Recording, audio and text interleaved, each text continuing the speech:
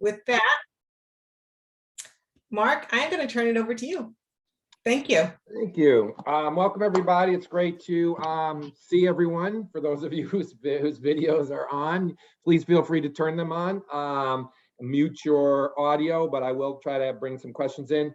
Like Tara said, my name is Mark Hardie. I am the director of the Entrepreneur Innovation Center at Framingham State, but I am and have been for well over a decade a career coach. I'm a graduate of an MIT Sloan School, so I have been working with them for quite a bit. And I coach at Harvard's Business School there since 2013 about. So for me, the diversity, equity, inclusion subject matter has become an increasing part of the work that I do. And so I wanted to bring the subject to our Downtown U workshops. And we decided in talking with the team at Framingham Public Library, hey, why don't we make that a separate workshop and get the thoughts of a career coach about diversity, equity, inclusion. What am I seeing? What am I hearing? What are the clients, the students, candidates, the people that I work with experiencing? And how might that be of value to an audience? And so we dreamed up this workshop, and we, like true entrepreneurs, tested it out and decided, hey, let's do this. So this is really a workshop for you. It's your opportunity to see and hear from somebody who professionally coaches management trainees, graduates of management programs. I have a small practice, so I do work with professionals who are not management trainees, quite frankly. One of the areas where I work with professionals who are now starting to skill up. So they may have gone out and got a new certificate around analytics or something. And so increasingly my spectrum of clientele is varied demographically, age, gender, et cetera. And DEI has increasingly come up. And so I wanted to bring that as honestly and as faithfully as I could to a workshop like this. This is interactive, so I do very much want you to participate. I'm going to start out by asking you some questions, or asking you if you have questions. And we'll spend a little bit of time really going into career management, the workshop we normally do, but with an eye toward DEI and some of the thoughts and some of the things that are happening. And again, some of my perspectives. So as somebody who coaches professionally and sees this quite a bit, like I said, we really felt like it'd be valuable to bring that into a conversation. And so we're going to have a conversation. And I'm kind of excited about that. So without further ado, what I'm going to do before we bring up any slide share material is I'm actually going to ask you what questions you have about DEI with regard to your professional careers. I will take them audibly. You can put them in the chat stream if you'd like, if you don't feel like talking. Please use the hand raise feature, and let's spend a few minutes on just questions from our audience so that I can write them down and tailor our conversation around those questions. So what questions come to mind when you think about diversity, equity, and inclusion? Please feel free to speak up. You can turn your mic on and just say, hey, Mark, I am so-and-so, but feel free to jump in. What questions do you have? Don't all be shy.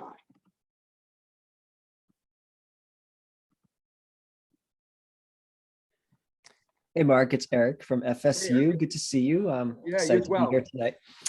One thing that I'm noticing is that the business, the corporate world, and really nonprofit too, they're starting to build out these DEI teams.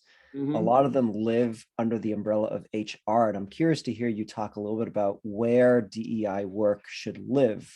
Should it be its own thing versus should it live under HR?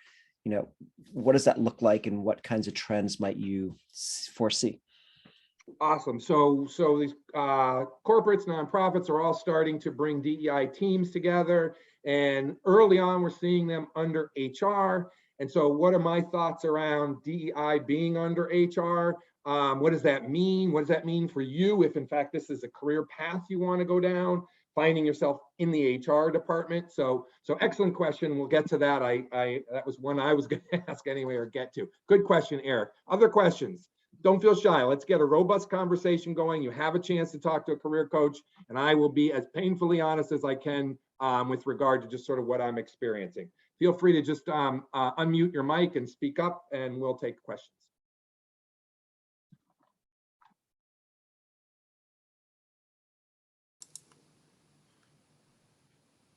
Shy audience. Christina, Gloria. I'll go. Go ahead. Mark, since you're a coach, what kind of issues are some of your coaching clients experiencing as they, for example, search for a job or look for a path upward and that kind of thing? Okay, kind of issues clients face, my clients face. Okay. Good question, in part because it's helpful to learn from the path or the track that others have started to go down. They are having quite a number of issues. I can tell you from working with both management trained and professionals who are in management levels, but also professionals who are working their way up through a company. What are they running into? What are their concerns and things like that? So we will get to that. That's another excellent question. Anyone else with a good question about DEI? Hey, Georgina, I see your hand raised visibly. That's awesome. Please ask. Hi, good evening, Mark. Hello, everybody. I guess my question is, do you see this as a sustainable pathway as a career? Or is it just like the new thing, right? Because our society is trying to make up for past indiscretions and such. So, so what do you think about the sustainability of this particular pathway as a career? Yeah, is DEI a career path? Is it something that you can do and hang on to or follow through for as long as you want to work? Another good question. I have some thoughts on that. So we'll get to those as well. We're going to give another minute for other questions, and then I want to share my screen and jump in, start to address these questions, and then talk about them in the context of career management. Again, DEI and you is all about, hey, how should you or how might you think about diversity, equity, and inclusion as you pursue a career? And it's great to see some of the folks from our startup workshops, because some of you are thinking about launching businesses or being part of small businesses or startup businesses. And what does that mean? Those are teeny companies, so sometimes their cultures haven't even formed yet. So all things that are good to note and address. All right, don't be shy. If you're just not the vocal kind of take the mic person, please feel free to jump into the chat stream. I usually see a little red button on my screen that shows someone entered the chat, but Tara promised she would help me. So if we see a burning question, maybe we'll take a break.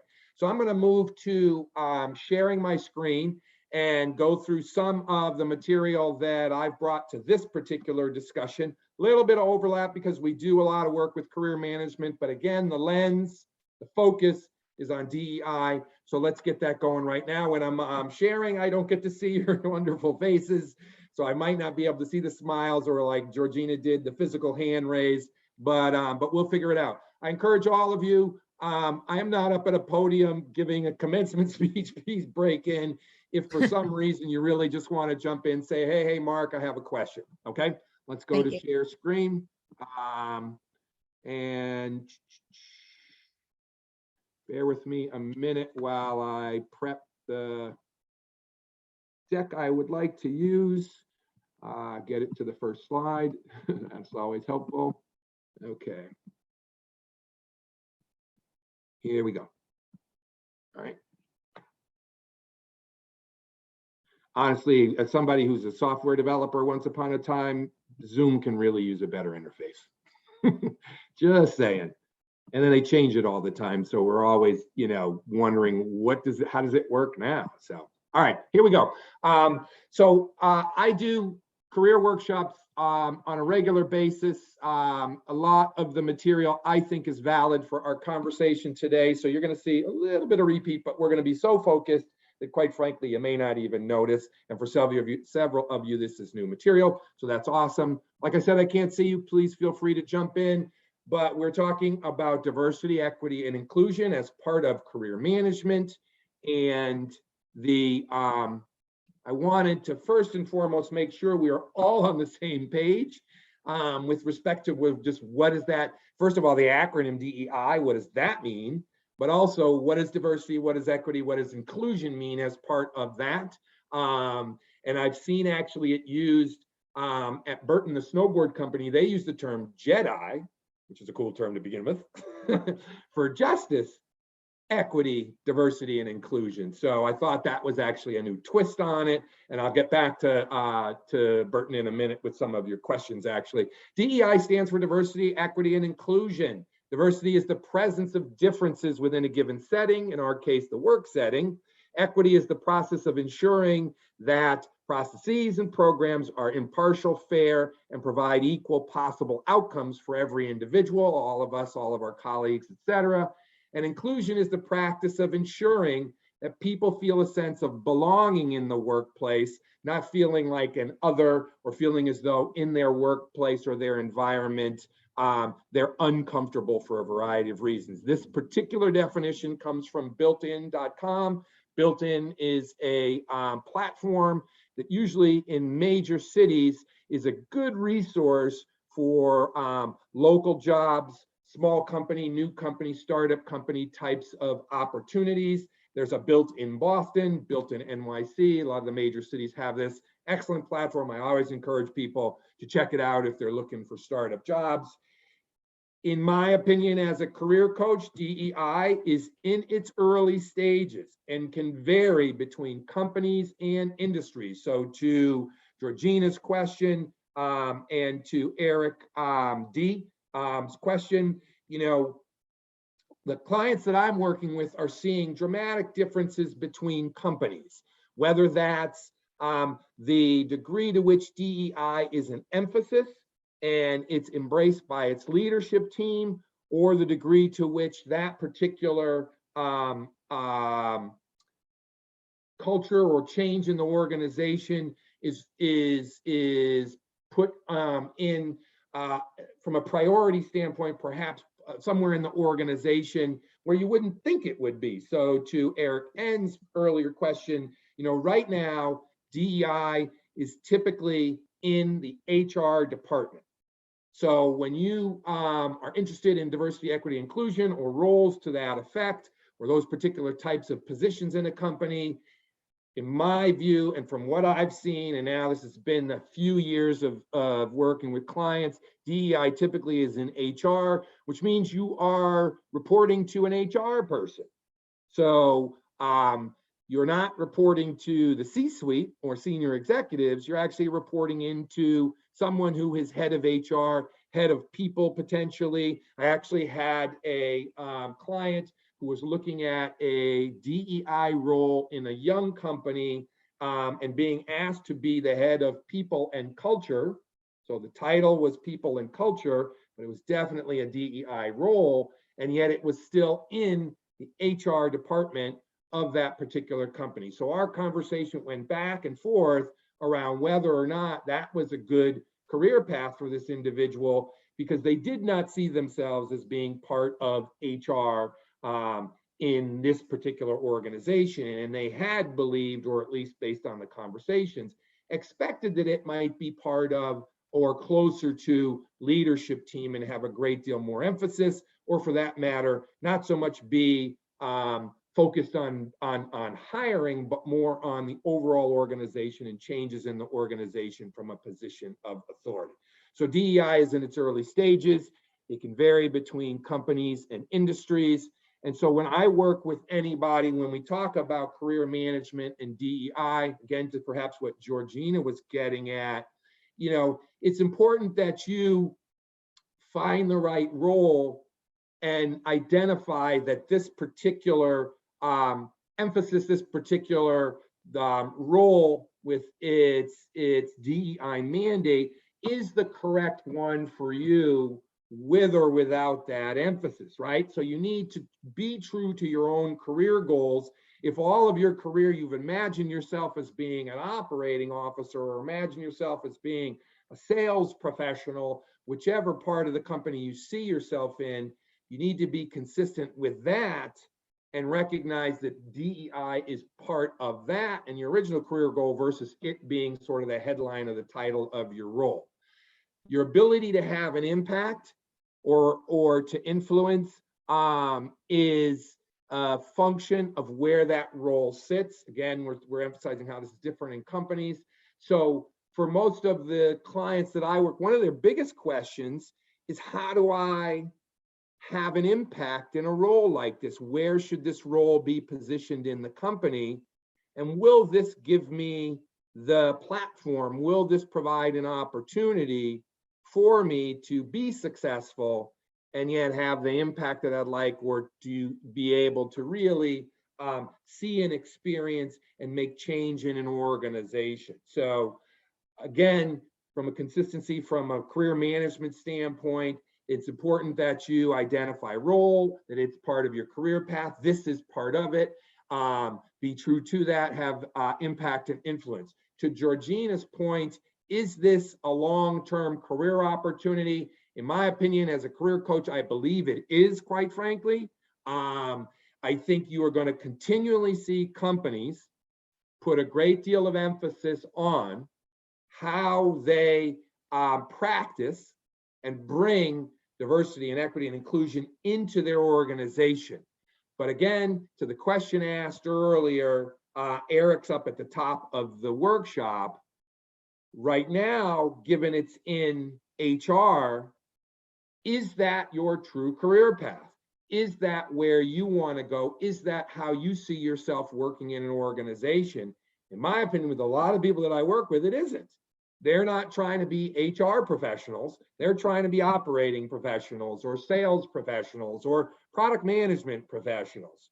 And yet when they think about diversity, equity, and inclusion and want to pursue that, or think about a company and whether or not that can be part of their responsibilities, they're bumping into what I would describe right now as this early stage place where DEI has settled. I've had conversations with professionals in academia, and their experience in academia is similar in that DEI, instead of being across the administration, reporting potentially into the provost, who, if you know universities, provosts usually are one of the more senior professionals responsible for both admin and faculty to a degree. You know, you would think that the DEI role would sit right there in the provost's office, or for that matter, in one of the other senior executives, but instead it's over in HR. That concerns me. It concerns me because, again, if we're working on your career, how is it that you're going to manage to go in the direction you want to, follow your career path, and yet find yourself diverted into HR? And as somebody who coaches professionally, it's, in my opinion, HR is not a department within an organization that is going to lead you to the C-suite of that organization, or for that matter, to very senior roles in a company. Whether or not that's your goal, you want to settle on what your goal is first, and then figure out whether that's the right place for you. I have absolutely no qualms with HR. Quite frankly, you all know from the early part of this conversation, I work a lot with MBAs who are sort of hard charging, trying to get to the C-suite of a company. And so to find yourself in HR isn't a direct path to where you might want to go, particularly the C-suite. Now, having said that, one of the things that you're starting to see with tech companies in particular, but I mentioned Burton at the outset, and they're actually a relatively traditional manufacturing company. They make apparel and hardware, but even that company has recognized that for DEI to be a more comprehensive, a more influential part of their company, they've elevated HR, or at least have HR reporting into a head of people and culture.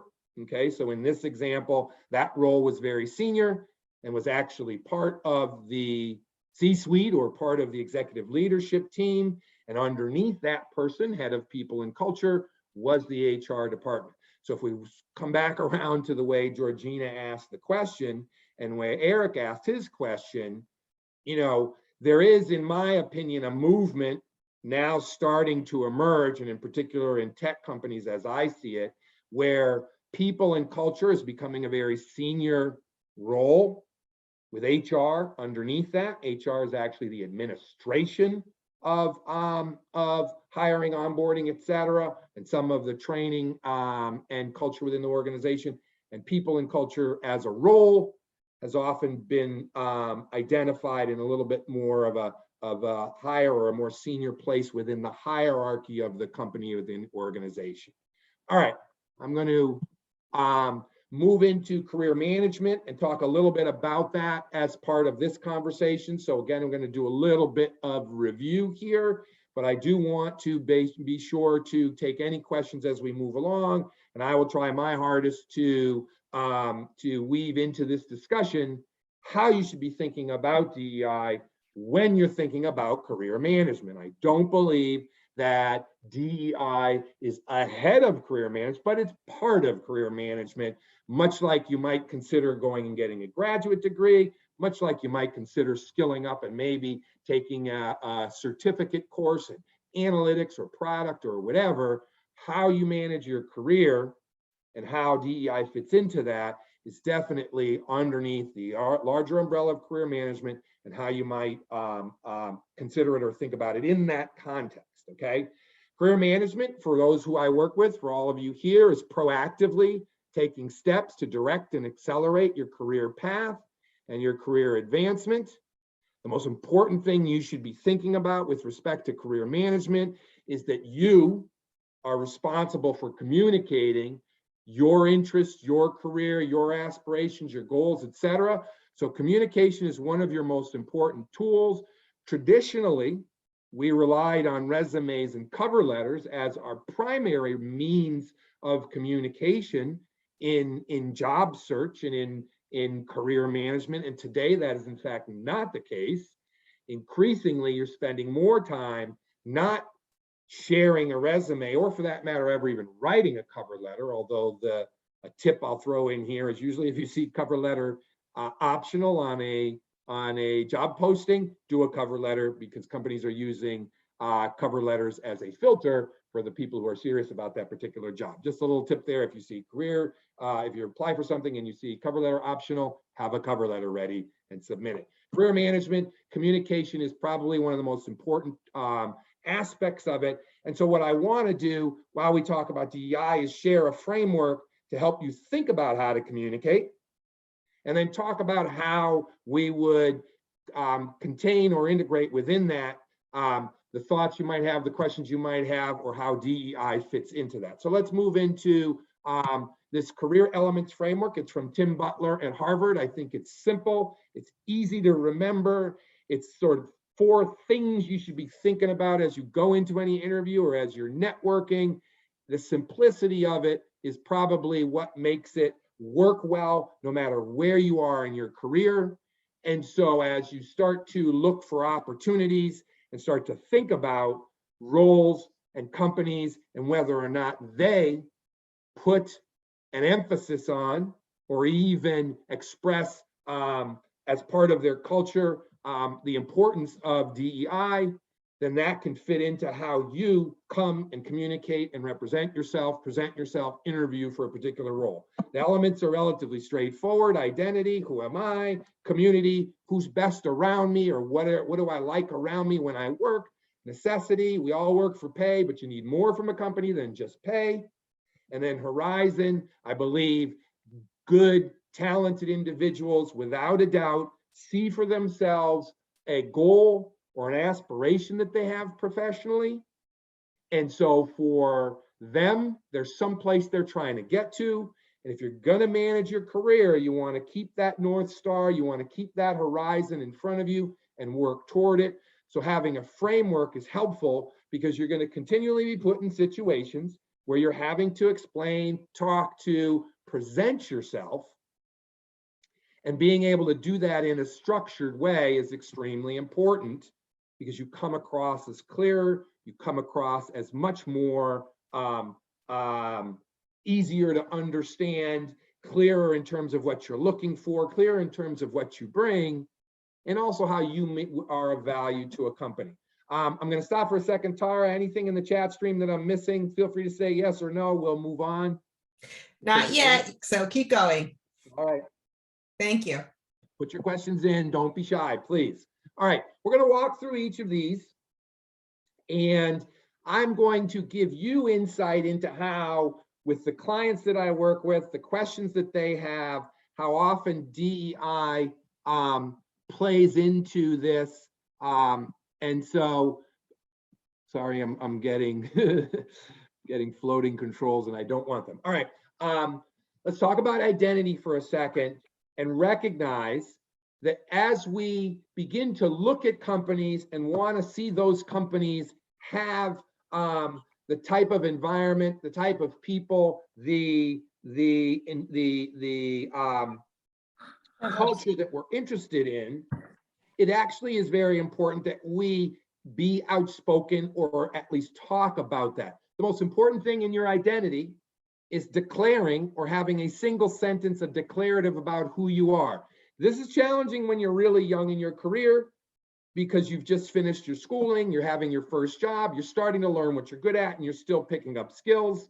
But as you move into mid-career, it's pretty clear, usually to the individual, what it is that they want to do, where they want to work. And so often that's easy to capture in a single sentence. I am a sales professional. I'm an operating professional. I enjoy doing product work. I enjoy supporting my colleagues through IT and computers, et cetera. Having that declarative is key, in part because you're often asked in strange situations, in the line at Starbucks. We often say in an elevator, but who's in elevators these days? You're often asked, hey, how you doing? What are you doing? What are you up to professionally? And most people respond with their title and their company name, which is not your identity. That's the job you have currently. That's not your identity.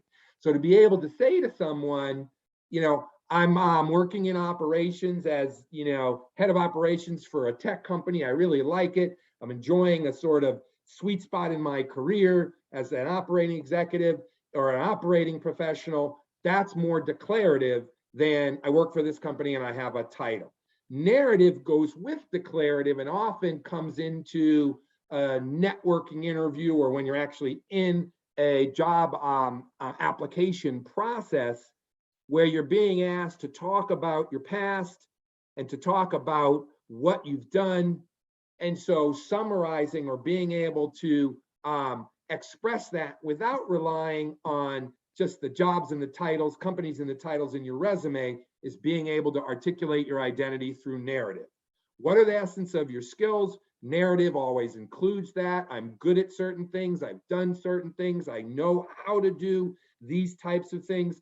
And increasingly, what I find with the folks that come to me and we work together, in particular with this framework, is they're asking, well, how do I identify myself and what I want, or whether or not for me DEI is important.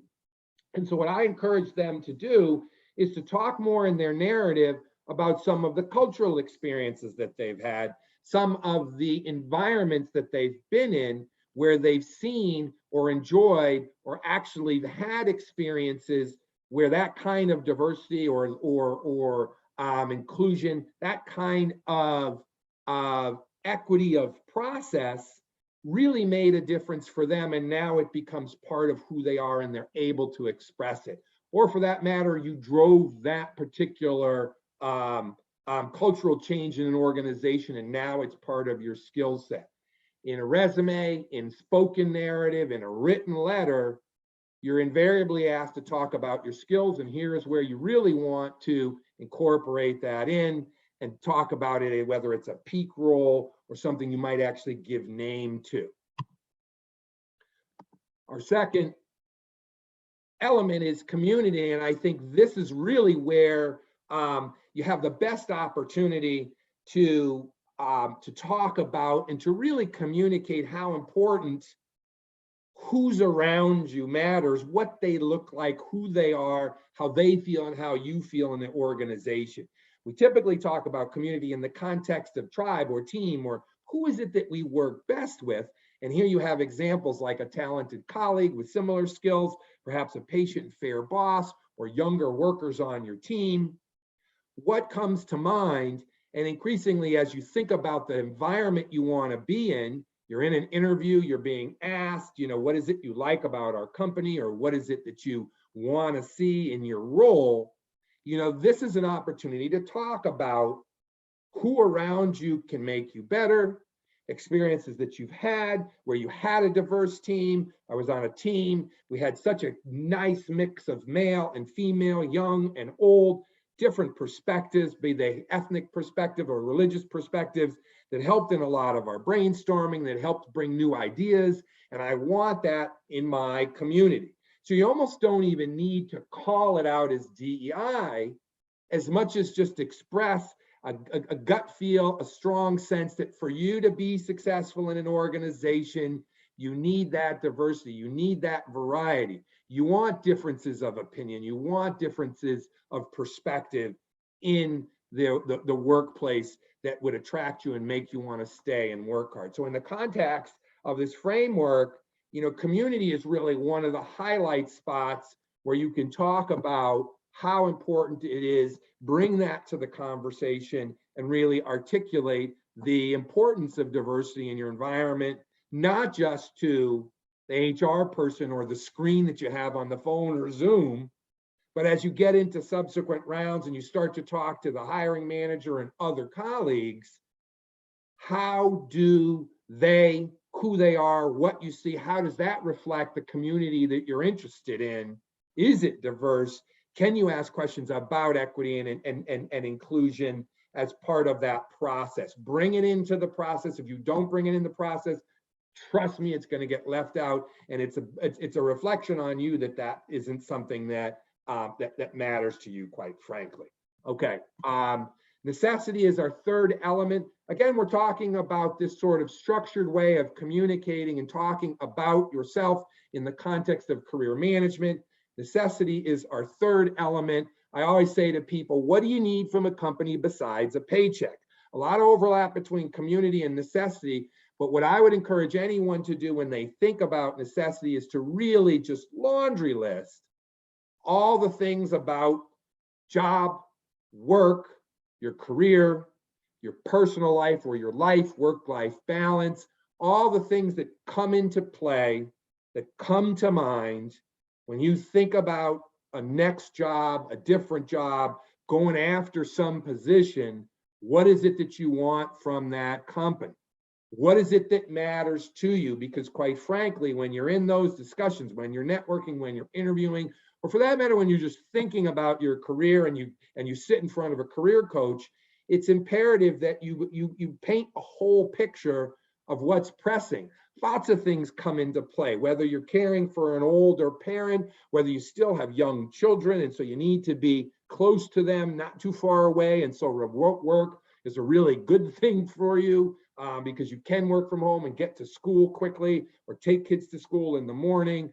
What's required in a work experience for you to feel whole, to feel sort of completely alive? And to do that, you really have to expand beyond the, hey, they're going to pay me a certain amount of money to do this job that has a title, and instead bring into that discussion what matters most to you. What are some of the principles of the company? Is this company true to their mission or true to their principles? Amazon famously has 14 guiding principles. Google them, take a look. Ask yourself, is that company true to its principles? And you can find that. You can find mission statement about a company on their website, etc. What do you need from a company that's going to allow you to work at your highest level, to come back day after day, to do your best work amongst a good group or a community of people? And again, what I say when I ask and work with clients is, hey, write it down in a long list, then prioritize that list and identify the types of things that you need beyond a paycheck, and then bring that with you when you're talking to a company, when you're interviewing, etc. Often what I find with the folks I work with, especially when I move away from MBAs and management clientele and really talk to a much broader audience of professionals, they kind of struggle in the process, in part because they're without the structure of, hey, how do I have this conversation? You're feeling very much on the defensive to talk about your past and defend your readiness or your eligibility for the role. And instead, you're really not taking advantage of an opportunity to come in and really interview the company as much as they're interviewing you. Really express who you are as part of that process versus simply defend your past jobs, titles, etc., as some sort of criteria or measurement or yardstick that ultimately leads to, hey, that person has the past that we're trying to hire. From a coach to somebody like yourself, companies are not trying to hire people's past. They're trying to hire the right individual who aligns with the company's future. They're looking for fit. And so they do want to know more about you. They do want to understand some of what will keep you at this job and in this role beyond just good pay. All right, let's move on to our fourth criteria, horizon.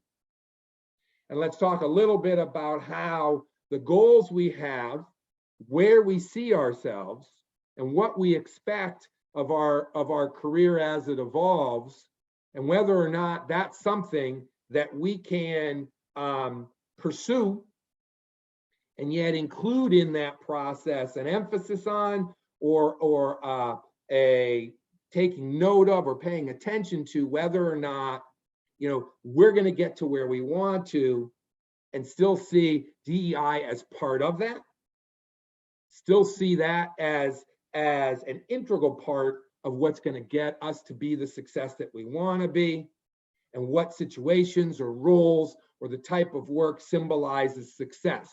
For me personally, I think career success includes a very, very diverse clientele, which is why I do work beyond just MBAs at a couple of local programs, but also what does my work environment look like? How is it that I can incorporate into my work environment the variety, the differences, the inclusion, literally the equity in my environment that helps me stay true to those goals. I have a student in my class right now who's a mom. She has a child I'm going to guess that child's less than one. I've seen her on Zoom. And I've said countless number of times to my student, because I teach her, that's my job, that she should understand that whatever she needs to do as a mom, this class will accommodate. I will accommodate as her professor, as her lecturer, okay? That's important to me. She should not be penalized or not be able to take advantage of courses and learning at a university level because she's a mom.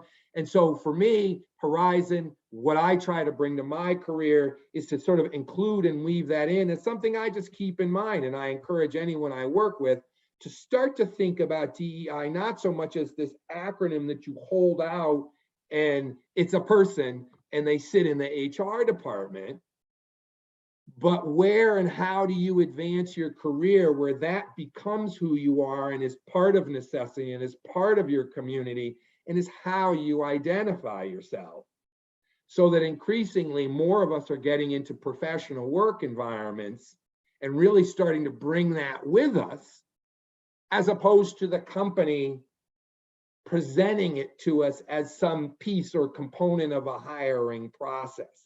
I'll be very clear and very honest that I genuinely think right now we are in the very earliest stages of DEI.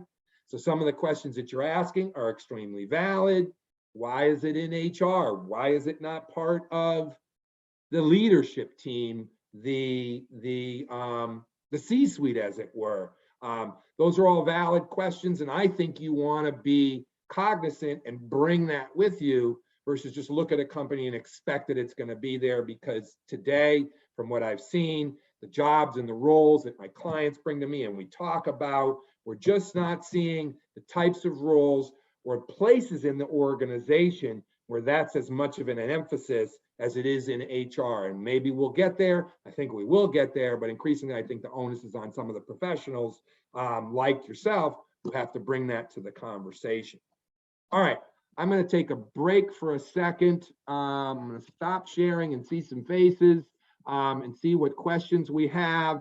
And let's have a healthy discussion before we move on to maybe a couple of tactical things. I do want to get into kind of resume and LinkedIn because I know that often matters with my audience. But go ahead, if you've got questions you want to ask away, anybody from the audience, maybe there's something. I don't see any chat bubbles. So come on, wake up and be curious. Yes, please feel free to take yourselves off mute if you have a question. I feel like I should call on people. I'm a professor, you know. I'm a teacher. Any questions? If you have a question, Georgina, you went off mic. Come on and join us again and discuss. You answered my query about, you know, the, Sustainability. yes, exactly, the state sustainability, long-term prospect for this. And also too, I didn't realize that the placement of it in a company has been controversial, you know, regarding whether to Not put it. controversial, just I would argue a starting point. And I think Right. that's historically true. I think you've seen that in the past. You know, it's a place that companies start because they're grappling with understanding what that means, grappling with the fact that you just, in an effort to get more diverse company, you don't fire people. You know, some of the companies that I've talked to, so I am an executive coach as well, so I have worked with C-suite professionals. Some of the companies I've talked to are struggling with just the number of people who are at the company who aren't going anywhere anytime soon. Somebody who's performing well, you're not going to fire them and just say, we want to get somebody more diverse in. So there is a challenge there with respect to just, hey, how does a company begin to weave it in? And in my opinion, I think while HR is a good starting point, I kind of like what I saw at Burton and talking to their leadership team, where not only have they raised people up to a very senior level, and you're starting to see the people and culture as a role, as an executive role with HR under that, but then from that point, Burton actually has hired someone called a Jedi, and that person reports to the people and culture person, which is outside of HR. So now that creates a little bit of complexity. Well, how does this person in a DEI role, not in HR, have influence, have an ability to make things happen? You're not in a P&L, you're not in a profit and loss in a division where you generate revenue. So how does that happen? And to be honest, I don't know. I'm watching to see whether or not a company like Burton, one of the reasons and why I bring that into this conversation, I have been having some conversations, Burton has a pipeline problem. They have more than just a DEI problem. They have a straightforward pipeline problem. They are in Vermont. They just don't see the kind of talent coming into their hiring process based a lot on geography. Right. And now we're in this sort of hybrid remote work. So their pipeline is expanding a little bit, but they are a snowboard company in a very traditionally white sport. Snow sports are very traditionally white, middle class, upper middle class sports. Right. They have a program called Chill, which is meant to get inner city youth to the mountain. That's great. That's a great day. But they don't have a program that gets those same inner city youth into a process whereby they start to learn about jobs in the snow sport industry and pursue them. Whereas if you grew up in suburban America, fantastic, you and your parents might have gone to the slopes every weekend. And over time, just by repetition, quite frankly, you saw that the mountain is a business. They have lifties, they have ski patrollers, they have, you know, teachers, they have marketing, they have all these things and you were exposed to, right? Right. So I think of it as a pretty interesting example, in part because it's both industry challenged with pipeline of prospective employees, but also a company that just happens to sit someplace relatively remote and doesn't see that pipeline. And so how do they tackle the issue? And that, I would argue, is not unusual for companies across our great country. And we're trying to figure out ways in which they can act and do and have an impact to diversify and include and equalize their processes without, you know, tumult, layoff, all sorts of things none of us like to hear from a company. And frankly, it behooves them to do so, not only from their own corporate perspective, but also from a product perspective. If they can broaden the user base to, more people of color from inner cities or different countries that, so for instance, Eileen Gu, right, from the Olympics, who, albeit China might have used her as a pawn, so to speak, but I think in return, she is also trying to get a message across, right, in terms of, more diversity for women, but also to encourage folks in China to take on winter sports, right? Well, and you're seeing you're seeing the diversity within our sports that are traditionally not as diverse, sort of being showcased, which is awesome. We can debate all day long about which country you might represent. To me, seeing more diverse faces at the Olympics in sports that we don't traditionally think of as diverse is fantastic. We're starting to see marketing and promotion and we're seeing it everywhere, and that's fantastic. And now we have companies that are trying, I would argue, as hard as possible to catch up to what they're increasingly seeing around them. And as a career coach and as somebody who does work with leadership, how are we going to find, or who's going to come up with that best practice? I'm just as excited as you are to see it. I really want to maybe have this same discussion 6 months from now and say, I found 3 other companies that have some really interesting ways in which they're addressing it. But for everybody on this call, quite frankly, one of the reasons I brought that framework in and repeated it for some of you is that you have to be that voice. You have to bring it in. It has to come from both directions. You have to come in and say, what works for me in an environment, in a community, in my workspace is diversity of colleague. I have to see in a company that they don't pay lip service to DEI, that it's not buried in HR and I only see it at the very beginnings of my interview process. But then when I go into the company and I talk to hiring managers, gee, there's no women, there's not many people of color. We kind of have to bring that into, we have to bring that into the conversation. And so a lot of what I've started to incorporate in my coaching is, one, being very honest for professionals, what you're headed toward, okay? I am not going to sugarcoat it. I honestly think you're going into companies where they are still wrestling.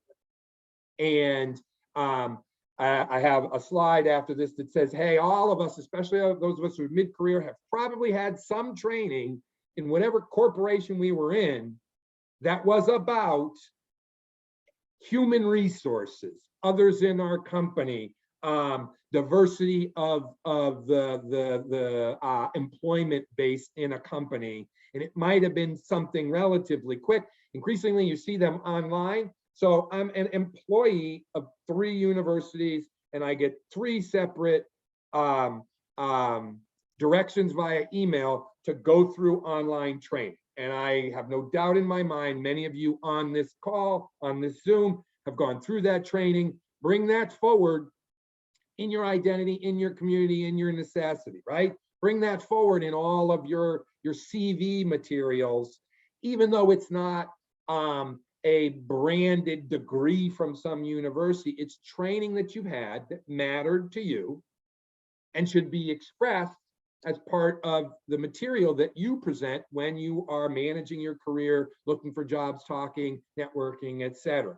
I'm going to go to the slide that I did want to show you because I wanted to make sure we do a little bit tactical. If you have any questions, please just shout.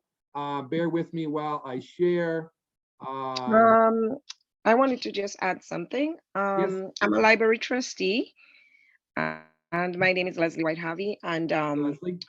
I'm the only woman of color and a Black woman on the trustee at the moment. I don't know if I'm the first in the leadership role, but I am now the vice chair of the library trustee. And one of the concerns I was having, the vote was 5-5, and then we have a 6-5 vote. That, how would I step into the role as vice chair so people can look at me as a leader, and some techniques I can use as a library trustee, because I think it might be new for some of the trustees there, and I felt some sort of pressure when I got elected, because it wasn't, as I said, it was 5-5, then a 6-5 vote.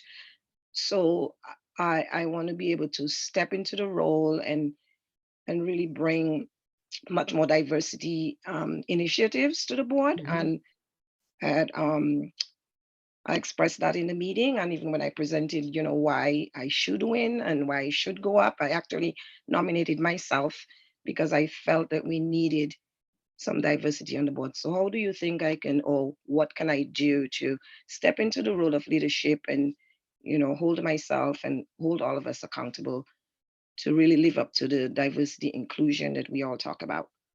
Yeah, that's an awesome sort of description of an environment and the challenges that one might face in that environment. A board is a forum that you don't directly manage the operations of some business, but you certainly have influence over how that business is run, who runs it, et cetera. I think you just being there makes a significant difference. And then your responsibility as part of that board, you described it, and I think that's what I would expect, is that you bring to the conversation diversity as a priority.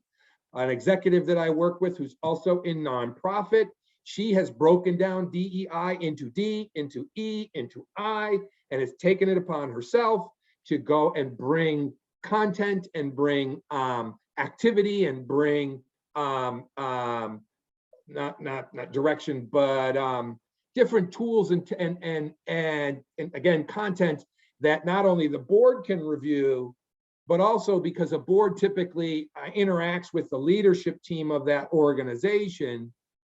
She brings each of those into the conversation and asks very pointed questions. How are we bringing about making sure that we have equitable processes? Where and how do you show me that? I'm concerned that our inclusion is just lip service. Is there a way we can see that? We can make sure we can monitor, we can measure. So as someone who has joined a board and now is sort of that first step in diversifying that board, I think you do bear the responsibility of bringing that discussion to the table, emphasizing with the leadership team of the library how important it is, and then asking for results. I know I've been in a company and been a leader and had to face a board, and they always ask me for results. And so I think that's something that you might expect. And it's a work in progress, like we said. There might be brainstorming to figure out how you do it, what training, what workshops. This is a fantastic example. I had a conversation with the team there at Lena and Lara and the team at Framingham Public Library. We did the startup workshop and we did the career workshop, and we said, hey, we could do something around, DEI. We're getting questions about that. So we went ahead and did this workshop.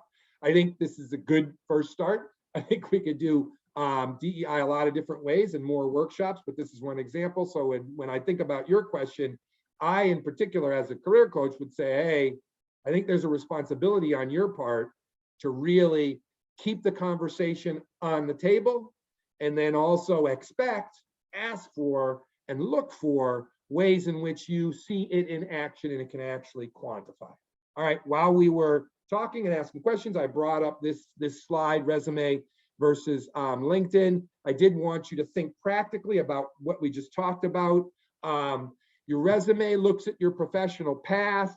Most resumes have titles and companies, and that's the bold, and so that's where the eyes fall.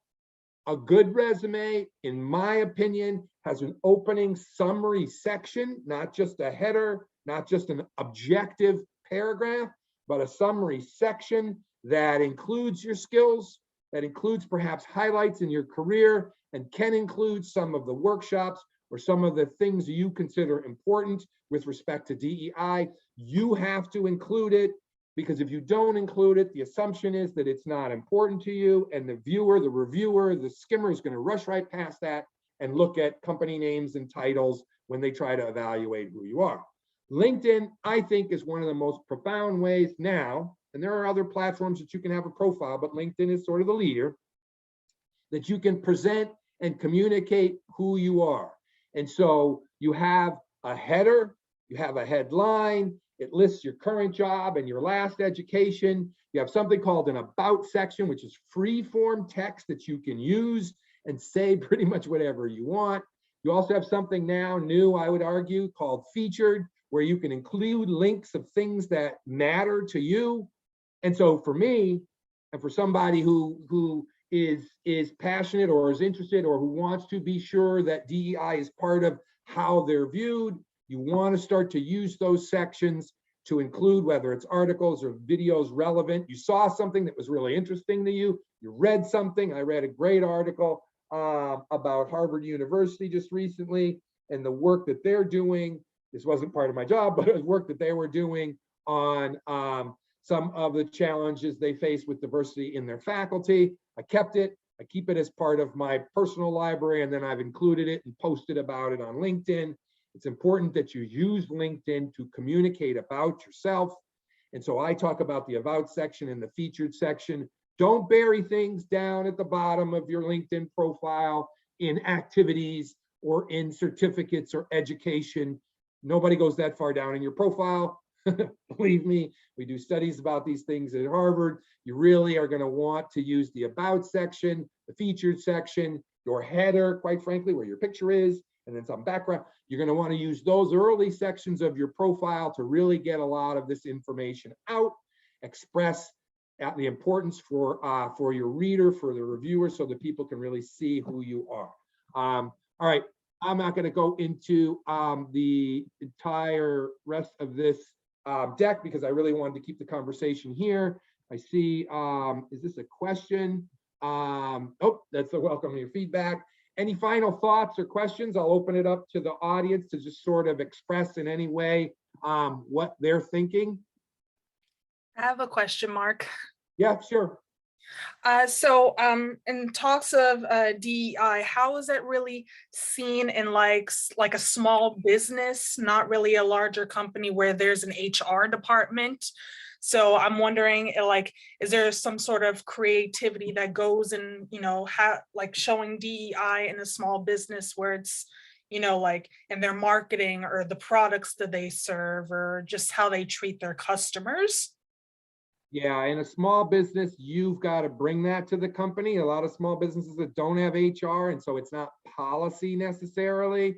You're around the table with your coworkers, quite frankly. I think it's important, and the onus is on all of us to kind of bring that conversation in, whether or not the proprietor or the founder or whomever wants that to be part of their message, their communication, their marketing, is a question you have to ask that individual, quite frankly. I have a number of individuals that I've worked with, both MBAs and non-MBAs, who've asked that very same question. How do I bring that in? I think there's no easy way to do it, quite frankly.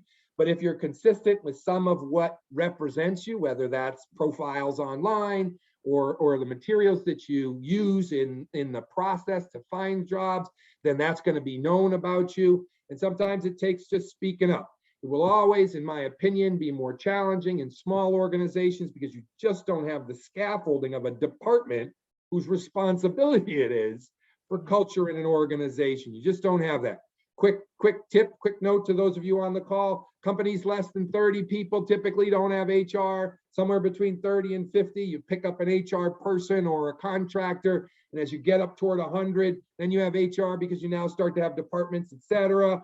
But small businesses of less than 50, of less than 20 people are not going to have HR. And so you are going into environments where literally it's face to face.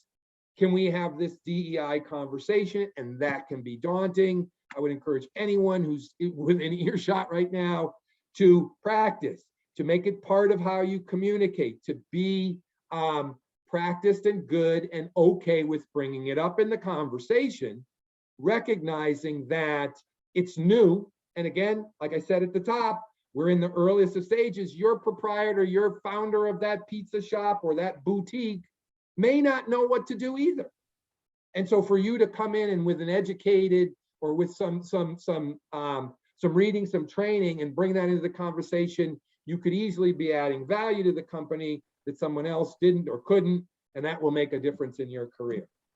All right, we're already at the top of the hour. Time flies when you're having fun.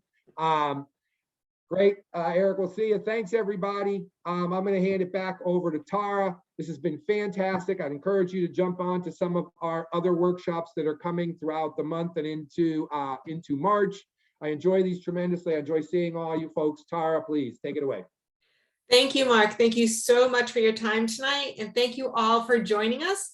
Again, Mark gives us some free workshops via our Downtown U program. So I encourage you to check out our webpage. I will put the link in the chat in just a moment. But if you're interested in more of what Mark has to offer, this is a great starting point.